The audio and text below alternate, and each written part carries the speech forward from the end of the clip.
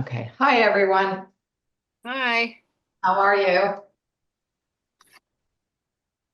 Great. Good. Good. All right. We'll let people continue to come onto Zoom. Good, Barbara. Looks like you're using your leg joint there for sitting. Well, boy, you just never know, do you? That's why that's why we have to do this because the way people kind of think their body is not. Sometimes the changes happen just from doing it. That's Right. all. It's not like you have to plan it out, you just have to keep doing it and your body's digesting it, just like rebooting your computer. You don't always know how it's happening, but you unplug it, you plug it back in, and all of a sudden it's working again. So that's what we're doing today. So welcome. Today is about finding your leg joint, which is probably for me, when that was first began to be explained to me, it changed everything. I really didn't even have any idea. And your leg joint, why we're doing this, is your leg joint is the underpinnings of your entire body, right? So it's going to connect to how your knees feel, how your feet feel, how your lower back operates, how your balance is, how your posture is, your breathing, your shoulders, everything. So that is, think of building a house without a basement, right? It's kind of the three little pigs story, right? Which one seems to stand up a little different and put up with all the different conditions? So that's what your pelvis is. It's the foundation of movement for your entire body. So today we're going to go over just basically where it is, right? And some different ways of moving it each day. So I would say when we go through this, remember, get real clear on what you can take with you so that you can repeat those things. Like I was just saying to Barbara, sometimes you don't know how it happens, but you don't always find your leg joint the first day. Sometimes it's buried under years of habits and ways of moving that. And just even for me, I was really young at the time, but nobody had ever told me anything about that leg joint. So one of the key things about that is it is your leg. It's where your leg meets your pelvis, right? So if you wrap your hands around your waist, right? And I'm kind of making my hands kind of flat, and you put your hands, let's say, around your waist, you can kind of push down a little bit and notice that there's the top of your pelvis is there, right? That's not your leg joint. Do you notice that your fingers, your thumbs, are probably pointing back? This is all the top of your pelvis, right? And if you keep your hands there comfortably and rock your hips a little bit from right to left, you can kind of roll a little bit into your right sits bone, your left sits bone, right? You could even use your feet a little bit against the floor if you want to. And if you slide your hands down, right, to what you were just rocking and see where my shirt kind of intersects with my leg, right? So my hands were up here, and now where my shirt is and where you were rocking on your sits bones a little bit, that's the bottom of your pelvis. All right, so that leg joint, right, if you can lift up your legs kind of one at a time, that leg joint works in opposition to everything your pelvis does. That's how you get a core. That's how you take the pressure off your lower back. But sometimes people take the top of the pelvis and the leg and they jam it in, right? Which is going to put a lot of pressure on your low back. Sometimes see it this way, people will lift their leg in their hip, right? And that's your leg joint. But sometimes people don't feel the joint, they lift the whole hip, right? Because they're really not clear that there's a joint there. And that joint actually lengthens out your spine in different directions. And you can start utilizing it differently when you know that you have legs going one way, but your pelvis is going another way. That's the opposition that creates all kinds of movement. So when you're sitting, just get a sense that you're balancing on the bottom of your pelvis. Your body knows where that part is, but you can't feel that part unless you feel the whole body. You have to get a sense of other parts of the body, almost to notice how you use your pelvis. Because no part of you is really isolated alone. It kind of pulls everything in around it.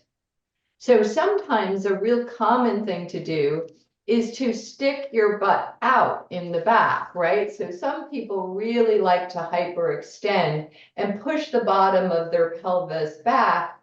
But then if you notice, my ribs are going forward, right? You're always going to have some kind of reaction to whatever you do with this joint. Some people really like to keep the pelvis tucked under. That's going to put the pressure on the top of your pelvis. And again, some of us will say, gee, when I sit down, I'm leaning into one side, because some of us with our legs, we put a little more pressure against the floor with one foot than the other. And so we're constantly then lifting up on the other side, shortening one side as we lean into another side. Right? So there's all kinds of different directions that you can just become familiar with by doing the method. So you want to notice how you're doing things and where you might be preventing that connection to different parts of your body in a different way, right? So those are the two things that you want to sense. So we're going to start today by just standing up and getting a sense of just how you stand. Where's your pelvis when you're standing? It's just that simple. When you're standing, do you feel your pelvis is even clear to you, that weight of where it is? And a lot of us don't like standing because we really don't allow the lower half of the pelvis to kind of connect to your feet and your legs so that it can really anchor your body. So standing actually becomes a lot easier when you're not clenching the pelvis either forward, back, or into one side or the other. So you have the feeling of just letting your pelvis hang under you. And then walk around in, a circle, depending on where you are, right? And just easy going. It doesn't have to be, a lot. But notice if you can sense.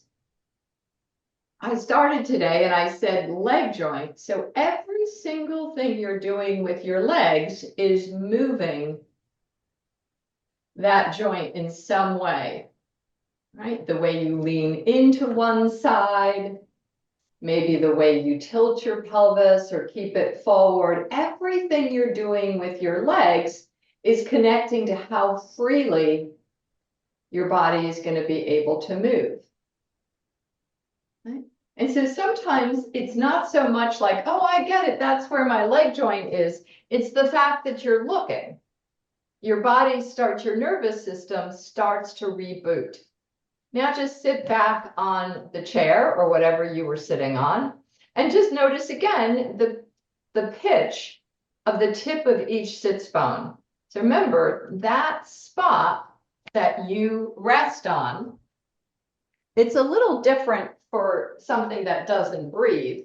But again, notice when I put this water bottle down on the bench, it's not rocket science. It's built in a certain way so that it has, just like what your pelvis is doing, it has a certain way of balancing on the bench. If it were this way, right? That's what a lot of us do with our pelvis. We lean into one side more than the other, but it's because of the way our legs pull us, right? It's because of the way we engage with this joint.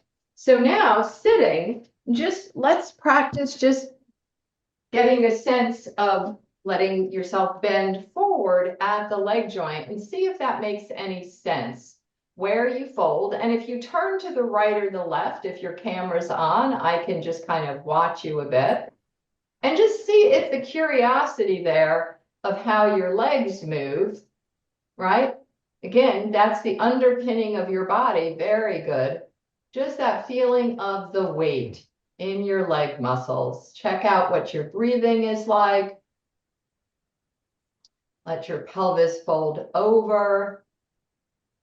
So your legs are going one way, but the pelvis is probably feeling like there's going to be some opposition now when you lift your pelvis back up. How do you engage that part of your body? So you're lifting up, getting a sense of that feeling of the tip of your sits bones. And keep lifting it up so you never get a sense that you disconnect from that foundation. That gives you the perspective for your whole body. So in some way, you want to have that feeling that the lower body is really just as important as your upper body and as you're breathing and you're sitting. Try it again. Just fold forward, very easy going. And notice what the legs have to do with this. Your feet on the floor, the direction the knees are pointing in. What's your breathing like? And again, do you want to move your pelvis at all? Is there anything about the feeling of the right side or the left side that makes you want to engage that folding of that joint a little different? Because remember, it's kind of a crease. You really are folding it.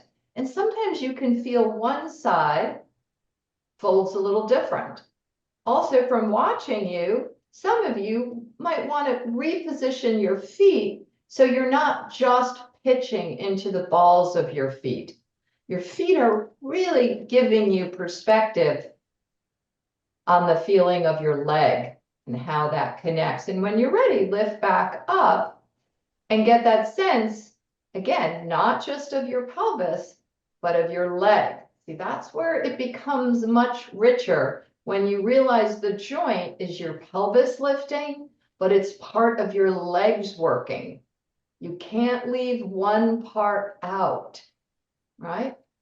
So go ahead, let's just spend a minute or two just making your S sound. So on an exhalation, make the sound of an S. For the complete exhalation, try not to force it. If you seem to run out of air, that's fine. Don't go right to the end and force it. Just stop and notice any changes in your breathing. All right, so we're just going to do that for 2 minutes. All right, so on an exhalation. So when I put that bottle on the bench, I'm just going to talk while you do this. So in between the S sound, you're going to notice any response by your body to fill up with air, any sensory experience with your sitting, right? And then you're going to make your S sound again. All right, so I'm going to just give you 2 or 3 minutes to do that while I talk you through some of the things that you might be experiencing. For one thing, breathing is what turns the light on. It's the switch. It's not just breathing, right? It's not a light switch on a wall. It's connected to that whole wiring of your muscular system. So when you feel your breathing, the way breathing is designed is if you allow it to, it will go into the little crevices and nooks and crannies of your body to start lifting you and moving you in different ways. All right. Will it happen today? Maybe. And sometimes it's not so much about making something happen as much as it is just doing it, right? Make that S sound, let the air in, and see if you're holding on to a particular part of your body really tightly, right? Could you let your feet rest on the floor? Is there any sense your body wants to make any adjustments in your sitting based on the feeling of your breathing? So remember, you have two cues while you go through this, and what you will always use in any kind of exercise, sport, whether you know it or not, but we're going to sort of bring it onto a conscious level here, is movement is simply shifting weight in space with breathing. So everything we do has to do with weight and breathing, the two things that most adults really lose touch with. All right, so hang forward one more time after a couple of minutes of sensing your breathing. And one thing that will be helpful to you is to acknowledge some of the ways you do it. Again, are you happy with the feeling of your feet on the floor, right? Sometimes you can just spread them out a little different. Do you feel your heels under your knee creases? How far apart are your thighs, right? What do you notice about the movement of your head? Is it getting heavier? Where's your breathing? So the leg joint is two parts. It's your leg and it's your pelvis. So when you lift up, feel your feet on the floor. You get a sense of lifting right from those sits bones, but your legs do not disappear. They are that joint. And as you come up, notice if you jump over a whole bunch of your body in order to position your posture, rather than allowing your body to be like that water bottle, and find really where it's balanced on your sits bones, right? And just sense again the feeling of your breathing. Some sense of your rib cage and your head. All right, so now we're going to just find the leg joint sitting on the floor. Here's where it starts to get a little more interesting, right? The chair makes it a little easier because you're actually, you don't need that much flexibility to sit on a chair. But in fact, most people, when they sit on the chair, don't really use their pelvis, but you just did. Now, when you sit on the floor, just stretch your legs out in front of you, very comfortable. And again, if you want to be to the side, that's fine. And then I can sort of see that, how you're sitting. And just take notice if you feel like it's a little different with your body sitting on the floor. Does it seem more of a challenge to rest on your sits bones? And what if you were to reach towards your feet and just kind of stretch one arm out and then the other arm like you're just reaching towards your toes, right? All of a sudden, very different. Yeah, so what world changed by going from, say like 15 or 16 inches on the bench to getting on the floor, and all of a sudden you go, I can't do it, okay? Not all of you, but even you guys that can do it could probably do it a little different. So here's the reason you can't do it, is because when you bend forward, can you all see me okay? If you can see where I put my t-shirt, right, where it's white, it should make it a little easier. Down here, you're not bending at the joint. Some of you are doing this, right? So notice there's no bend here. You can reach all you want. And in fact, that position I showed some of you in the beginning, right, or all of you, this tucking under and locking, you see how perfect that looks? I do that really well. Look, watch. Just keeping it locked. I'm exaggerating a little, not much. So rather than not locking it, right? Which it's hard to see the difference. But if you lock it, that means I just locked the door, the hinge. It's stuck right here. And then you're trying to reach. You can't. You can't reach here because you locked it. You didn't let it. So one of the tricks to do that is to realize when you bend forward, your pelvis is actually reaching back. Those sits bones, in order to fold over you, are reaching back as your legs reach forward. And then you can start to just kind of, you don't have to go far. You can even just begin to let the weight of your body stretch down and then come back up. But when you fold over, most of you don't make that switch. So lift way high up when you come back up, which means your ribs are going to have to move now to lift up. So you're going to have to lift your body up. Your head is lifting up, right? And just bend one leg in. Let's start with that, right? And now that's it. You're going to, so let's say you bent your right leg in, just kind of walk your hands a little down the left leg. Don't feel you have to go far, but what's stopping you from just letting the weight of your body rest on your leg? Right? Are you trying to move your pelvis in any way? Are you curling the sits bones forward? So lift back up, lengthen up. Unbend the opposite leg. So you have to lift up, bend the opposite leg in. Right. So right here, I want you, before you move, to roll behind your sits bones, which some of you are doing anyway. Lift up, and then try to go a little bit in front of your sits bones. And just do that a few times. It might even be easier without your leg cross. So roll behind. So when you roll behind, do you feel like you maybe aren't locked as much? So roll behind your sits bones, right? Okay, and bend both knees up, all right? So look at that fold you've got, all of you. Put your arms behind you. So you pretty much are very loose there. Now, when you lift up, you can lift up, hold on to your knees. Why would you? Nobody has too much trouble with that. Look how folded you are. When you go forward, just kind of let that whole joint fold as it is and just gradually.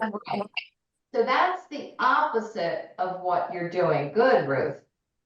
So your pelvis is actually reaching behind you. And now you can just kind of reach one hand and then the other, sticking your butt out. And then lift back up. Right? So you have to use those muscles of your pelvis to lift up, right? Put your hands behind you, round your sits bones so you feel those leg joints, right? So again, that's not easy to do because a lot of us have very tight lower backs. So you might want to roll your sits bones a little forward by pushing your belly out a little bit and let it sink back. Do that. You didn't want to take this home. It wasn't even opened. Do that a few times, right? So you're rolling around. So here's where you keep doing it. Every time you do that, do you notice you're rolling around your leg joint? So again, we're not doing the movement really for your lower back. We're doing the movement so you could find your leg joint, but we're starting to get that sense. Can you tell the difference when you do this, that you're not locking your pelvis? Do you feel that? And push it forward, right? And then kind of flex your feet a little bit so you notice your legs are involved. Keep going, stretch it forward, round it back. This should feel good in your lower back, right? But you're rolling on those sits bones, right? You're rolling around the femur. I don't know. Guys, you got to mute yourself if you're talking. So again, remember, this is your leg joint. Keep doing it. You're stretching your belly forward, sticking it out. Your pelvis is rolling around your leg, right? Now, when you kind of push up, bend your knees, and again, you're folding. Lift up, lift up. You have to lift up because again, you're folding your legs in. Lift your chest a little bit more. Lift your head up, right. So all you did was fold two parts that are not in any way connected by bone, meaning it's just a joint, it's a link. So slide your feet out and take your butt behind you. So just slide out. Yeah. No, we're doing it with our legs. So you keep your joint like this, right? So you're staying like this, and then you're sliding the whole thing forward. So you're not disconnecting from the leg. Then reach one side and then the other. Good. And then lift back up one more time. Lengthen up, but you're lifting your Oh, pelvis. these spices are good till 2027. That's it. Lift up onto the tip of your sit bone. Oh, but they can fit in there. Yeah, I'm sorry. Somebody needs to put themselves on mute. I'm trying here, but they're not listening. Okay, maybe that'll work. All right. All right, try it again. So some of you think this is going to be easy. This is not easy. It's just worthwhile, right? So just come up again a little higher. You're holding on to your shoulders isn't helping. It's really the direction of your head. Just roll back again and get schlumping. Now you're rolling behind your sits bones. Yes, so much better than the first time. You're rolling and sticking out your belly. That's rolling the leg joint and letting your belly sink back. So do that many times because what you're doing, and you're doing it well, some people can't do this, right? No, when you do that, I really want to see it roll back too, so that you feel, yeah, don't pull it back. I want you to get almost like you have no muscles and you're allowing that link. Think of just a simple link in a necklace. Those bones, that massive bone of your femur head is not connected to your pelvis by anything but muscle. So there is a link there, right? Now you're going to push up as you bend your knees. You're just folding that crease. Lift up. It's one big movement. Don't think of it as a bunch of different movements. Now all I'm doing is using my feet. I'm sliding my feet and the weight of my body just forward. That's it. Much better. Timing is everything. Now, again, you can flex your feet if you want, stretch your toes, but just reach your arms again, one at a time. And again, notice what your pelvis is doing. See how you're getting deeper into your hamstrings? And then when you uncurl, you're lifting all the way up onto the tip of those sits bones. Don't lose that muscularity. Lift it up. That's it. And then just bend both knees. Put the bottoms of your feet together. Again, now you're right smack on the tip of your sits bones. So I understand a lot of you, because of what you're used to, as soon as you start moving your legs, you let your legs just control everything, right? And you're going into locking it there. Whatever your legs are doing, the pelvis is still staying upright. You're sitting. Yeah, you have to fight for that feeling of lifting onto the tip of your sits bones, right? Now just cross your legs. It should be a little easier crossing your legs now. And now just bend forward. Yeah, don't pull your feet too close to your hips. Just bend forward and hang over. Don't think about it. Feel that sense. Yes, that's the bend in the leg joint. Those of you that are really tight might be getting a really big stretch. Check out, that's where your leg joint is. And when you're ready, then come all the way back up. But remember, you're consciously using the pelvic muscles. You're lifting up from under your sits bones. You're getting longer there in order to feel that crease, not so that you can feel, oh, I'm clenching my leg muscles. No, you're lifting up in your pelvis. Your legs are opening out to the side. right? All right, so just anybody have any questions before we move on? Did you feel a little bit more stretched out with understanding that? Yes. It doesn't just happen. You have to actually realize that you can't repeat movements over and over again and go, oh, I'm tight, I'm tight. When again, you just made big changes, but you want to realize that joint there is only locked because of the way you in your brain keep it tucked. Some of you, like I said, you're tucking it. Others of you are kind of arching it back a different way. So let's do this. Let's lie down on the floor. If you have two balls, keep them near you. And so lying down on the floor is a great way to kind of use the balls now to get a sense of that area of your body, right? So just rest there, right? And let's make your S sound now. If you want, you can put the ball under your head and neck while we do this.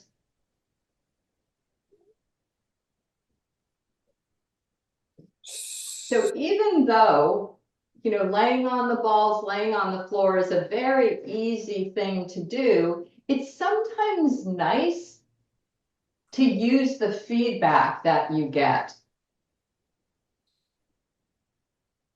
Your pelvis didn't just, as most of you noticed, from moving from the bench to the floor, it was a very different world.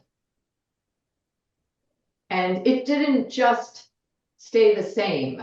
So your body lying down, it might feel very different, but probably a lot of the stiffness is there, but you just feel different lying down. Right? So bend your knees and rest your feet on the floor and just begin to notice that feeling again of the weight. So when I say weight, again, a lot of times people think it's imaginary, but a lot of what was balancing that water bottle was the weight of it. Your pelvis, again, part of why it's so connected to helping you to move freely, has a lot of weight, right? And so again, you want to get that sensory familiarity with when it's resting on the floor. Some of you are curling the sits bones forward. So your lower half is kind of lifted up, right? And some of you maybe have two different sides doing kind of different things on the right or left side and maybe feels a little off the floor. And others of you might have a really big arch in the lower back, right? Which is okay. So let's just roll your pelvis ever so slowly, a little down towards the sits bones and then curling the sits bones a little bit forward. So the sits bones will go down and back as if they're going to go through the floor.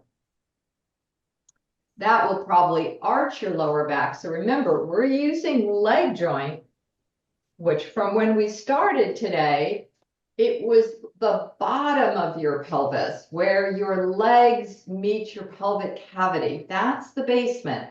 So we're doing this and it involves the feeling of your legs, your feet, rolling your pelvis. It's a great way to kind of grease up that area every day and go both directions. Right? Not just the direction where you feel familiar curling your sits bones forward or arching your sits bones down and back, right? So this is just what we did sitting.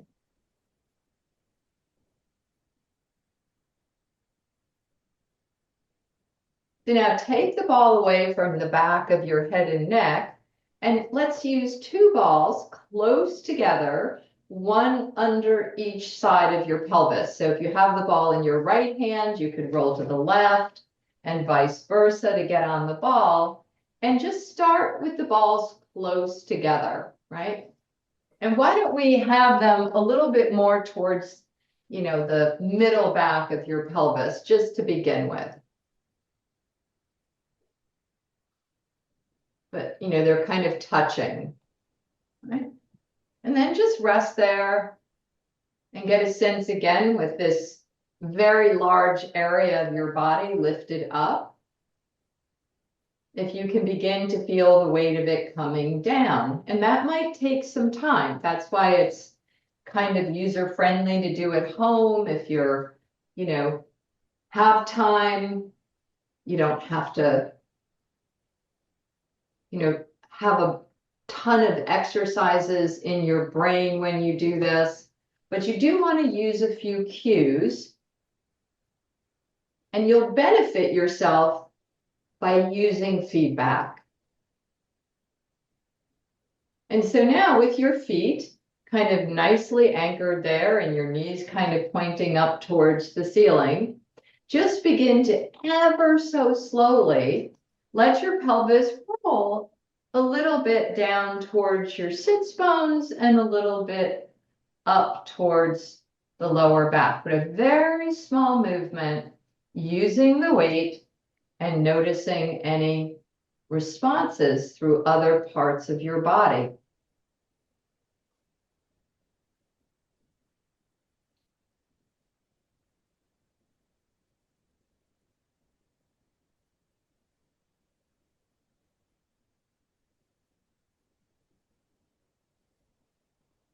And so do feel free to ask any questions at any time.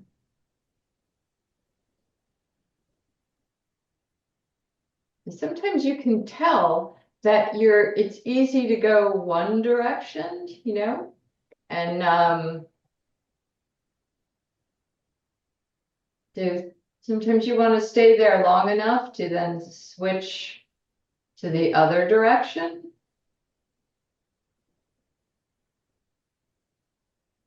Just notice any sense of that feeling of your breathing.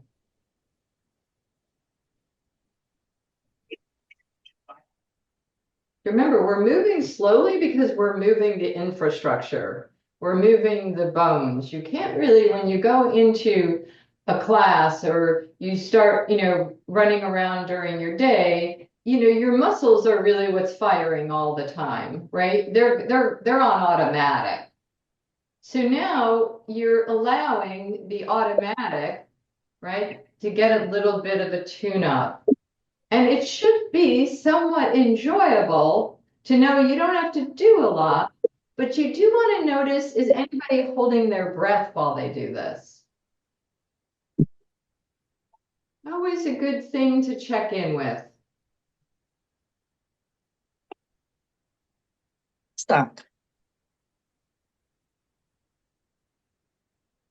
All right, and then don't begin a new movement. If you're in the middle of one, take your time and now move the balls a little bit away from each other, one at a time, right? So move them away into a new spot and just kind of rest there.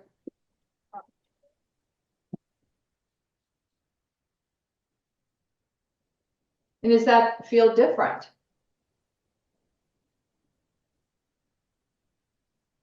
So you're allowing some of the grip. So some of you that, was kind of all of a sudden bending forward was very difficult sitting on the floor. There's a big grip on a joint, right? So that's where you want to notice, am I always just curling forward? Am I just holding it sort of tucked, or do I let the weight move in both directions? All right, can I let the weight down? And does that change anything to do with other parts of your body? So those are your two ways of knowing.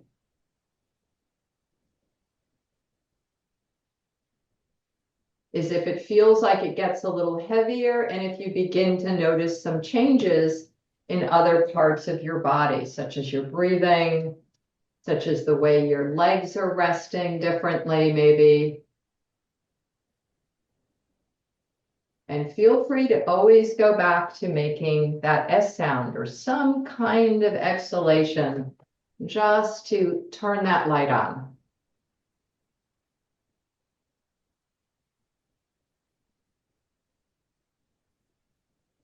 And just one other thing, just check out if you always want to go back to the same position. Or if you could stay with that feeling of the weight. That is something to, again, that will get a little bit more clear. So now we're going to move the balls one more time, even further apart. So they're more on the outer edges of your pelvis.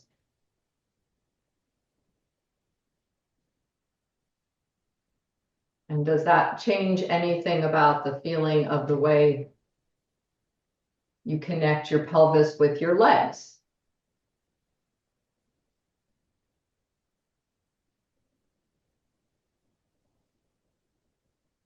Right? So, I was thinking today, and I don't know if any of you have ever been on a motorboat. No, I don't think that's the right thing. Yeah, it is the right thing. Or the rudder.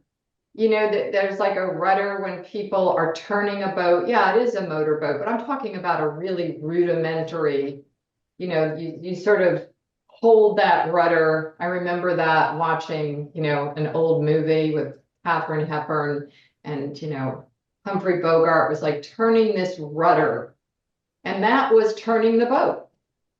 So your legs, right? Much more dynamic, are actually turning the whole boat. So just think if that rudder got stuck, they'd probably going around in circles, right? So what I'm going to ask you to do is to really kind of explore for yourself how that actually might make sense to you, right? So your lower leg, your leg itself, right? I'm going to try to ask you to do it in a certain way so you don't lock that joint like a lot of you did sitting, right? Your lower leg, your knee, you're going to let your right leg, using your knee to make the movement happen, open out to the side. So you're resting on the outside of your right foot. So you're just opening that right thigh. You can even slide the outside of your foot a little closer to your left leg if you want. But I just want you to feel how the leg is the rudder.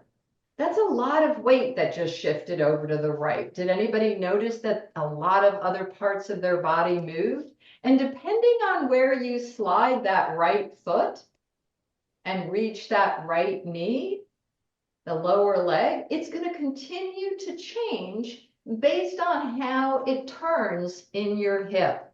So that's kind of how much are you going to let that happen? So you're going to explore that a bit. And you can even use your left foot, keeping your left knee reaching a little bit, and just press down on your left foot, reach the left knee in the direction it's pointed in, and just lift up the left half of your pelvis a few times, and then let it back down. So notice you're doing that all from the pushing of that leg. The heel's dropping down, the knee is reaching, the weight is shifting in the pelvis. You might even get more of a stretch in that right thigh. So there's that lower half of your pelvis and how it's turning depending on how you use your legs. Why don't we lift up the right knee, stand the right foot again, and notice how it kind of rotates in the hip. Those are the things that you want to start noticing. It's not just your leg, it's how your hip also moved, right? So again, opening the left knee, feel the outside of the left ankle. You could slide the outside of the left foot wherever you want it.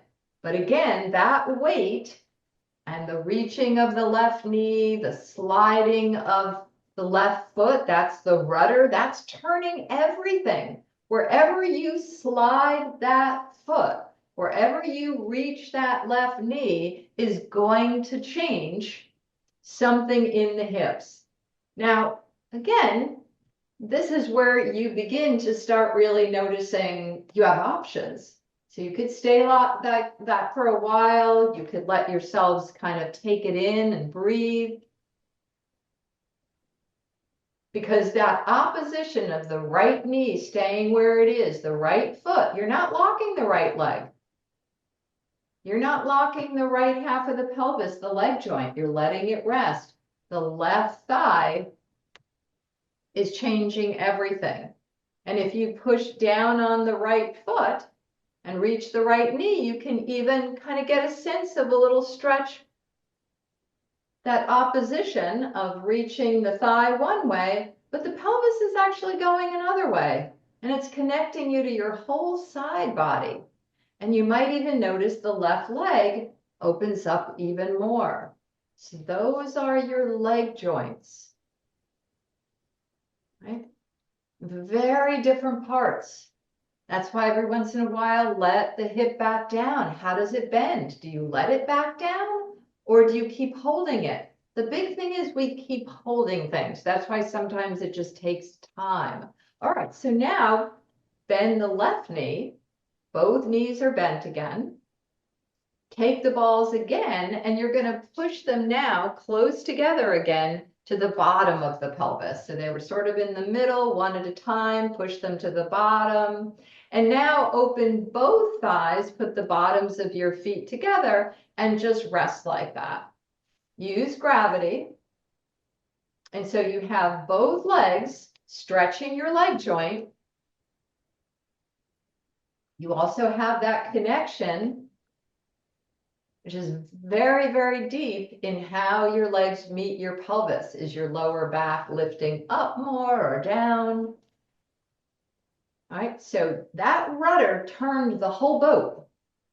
So you might just be focusing on one part, but go back to your breathing. Make your S sound. Maybe your body wants to move the ribs around or roll the head, right? Because one part sometimes gets stuck because it's the way we perceive movement as a bunch of isolated parts. No, it's connection, right? That's it. Good. I like that you're trying things.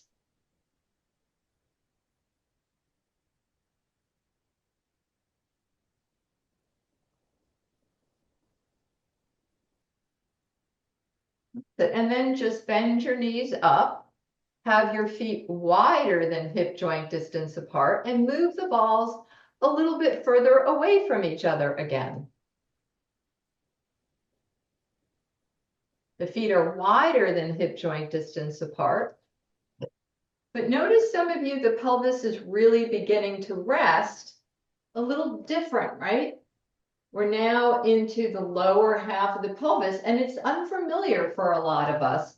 Let's take the right knee now. Instead of it rolling to the outside, let it roll into the floor to the left leg. It probably won't touch the floor, but again, just notice that feeling up through your body. Does it shift the weight into the left hip?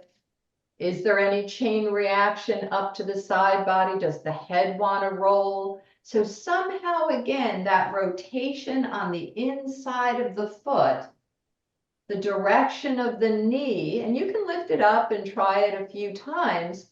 How far did you let that move through your body?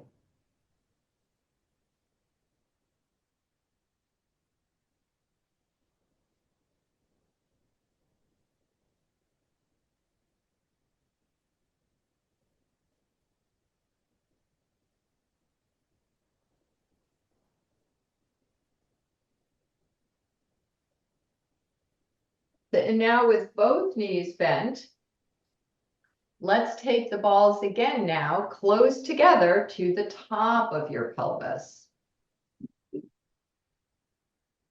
Very different world. So this is where, again, most of us can get a little tight in the lower back or feel a little stiffness there. And now if you are there, you probably notice the bottom half of the pelvis went down, right? So again, it would be pretty hard to hold the bottom of the pelvis up if the balls are really up at the top. So play around with that. So your sits bones are angling down to the floor. Right, so if you have to put the balls up a little higher to feel that, go ahead. But that's what I mean about not clenching that joint, because some of you, the balls keep going up higher and higher, and it's like you don't let the other side of the seesaw down, right? You've got somebody 600 pounds on one side and a 50-pounder on the other side. That thing's not moving. You've got the butt clenched up. I should see everybody's sits bones pointing down towards the floor. So that's something to, kind of work on, that feeling of what's that like. Maybe even slide them up again for some of you a little higher. All right, so now we're just going to put the balls back to the middle, which should probably feel a little different, right?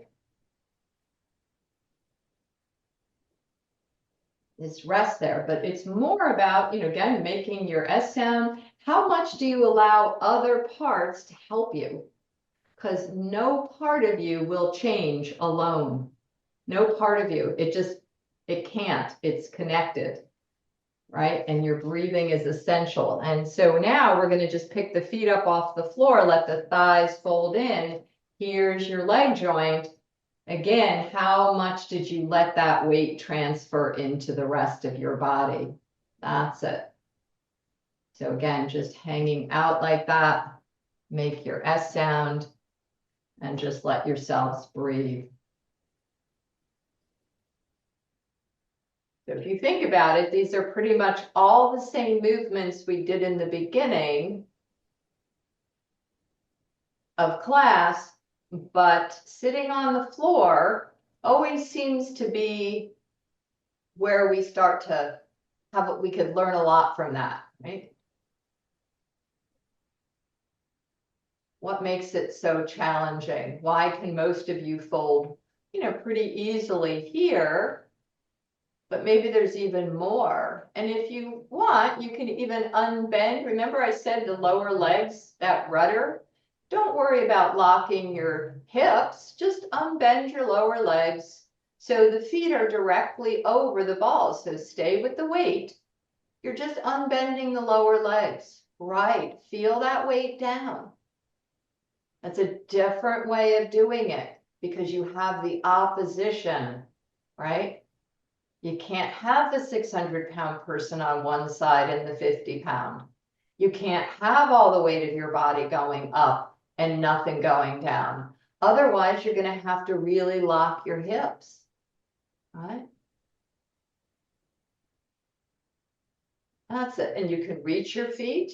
You can lengthen your inner thigh muscles. You can stretch your legs without feeling like you have to clench your hips because you want the weight of your legs down. I mean, your pelvis down.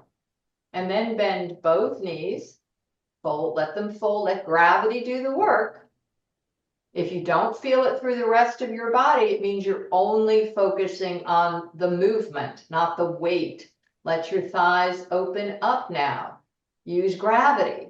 It's not just a movement. Yes, that's so much better.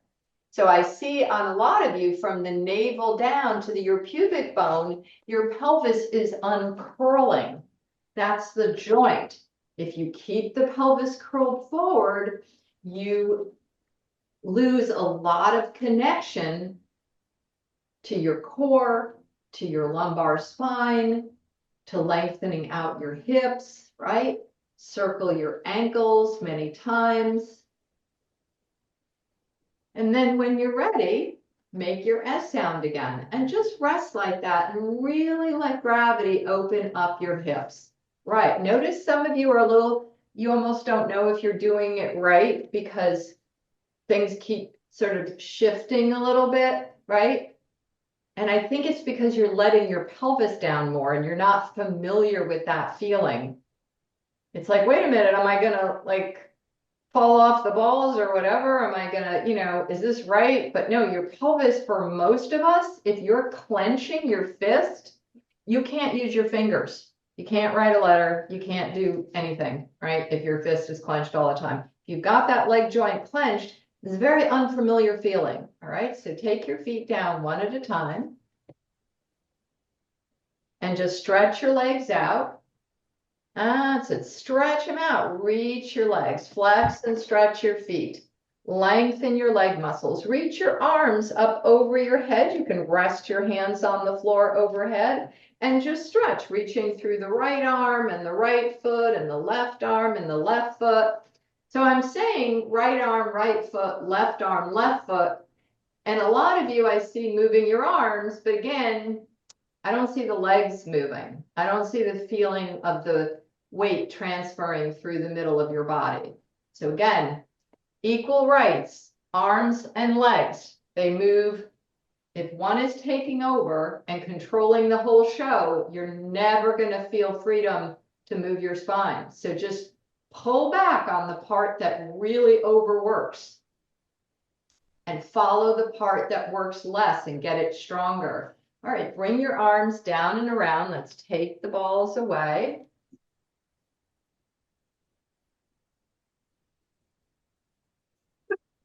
And just again, observe. What is it different about the feeling of your legs? Into the hips. Are they rotated different? Do they have some weight to them? Because again, when we move and you feel the weight, you can move the parts. You can switch. Oh, I'm going to stretch that way, do that, whatever. It just becomes like reading a book, right? You start taking in information. But if you don't acknowledge now that feeling of what's different, it's really hard to do that. So let's roll over onto your sides and let's come back up to sitting. Any way that felt good to you, whether it's cross-legged or legs out in front of you, but don't start overthinking it. Sit on the floor. Don't overthink it. But are your legs just as rested? Whether you're crossing them or they're out in front of you, it doesn't matter. You have to feel the weight of them. Are you using your pelvis or did you just lock some position, right? Check out your breathing, right? And then fold forward, see if it feels different. Just play around with it. Good. That's it. So again, where's that sense of the weight? The legs have to have that feeling. Reach one side and then the other. Beautiful. Right. And it's not against the law to use your legs when you do this, but you just want to feel that they have some weight so you're not just locking in the same way. And then uncurl, lift back up, use your pelvis, and just stretch your arms up towards the ceiling. Lengthen out, reach up. So your pelvis is now dangling under you like a puppet, right? It is anchoring down. All right, now put your right arm down. You can put it on the floor next to you, depending on where you're sitting, and reach over to the right. Stretch out your side. So what creates this stretch? Letting that right hip down.